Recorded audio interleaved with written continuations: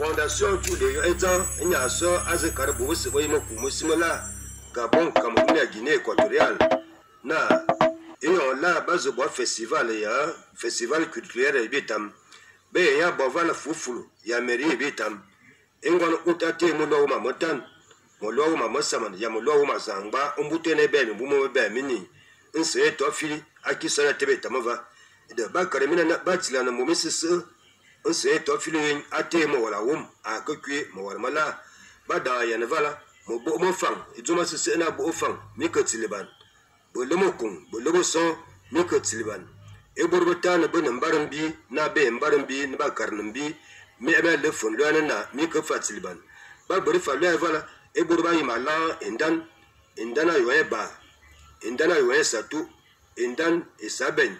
indana yoe ngaken indana yo uzomu na mikatiliban na vala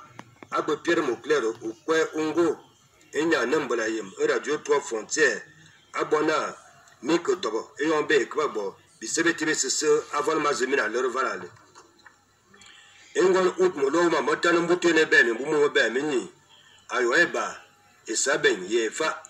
vendredi engon out molo ma mosaman mbutene be mbumo be mini ayonganken ayoesatu ya ayonzumu de bakare mina na ayonsese da yana kaya mbut imbura ayi makobo nkobo mazuna imbura ayi malandan imbura ayi malandan ye ayon den akekwi afirikara na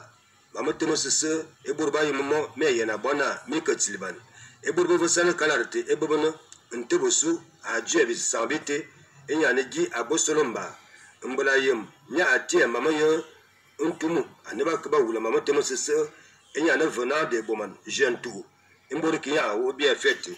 atini bi adosu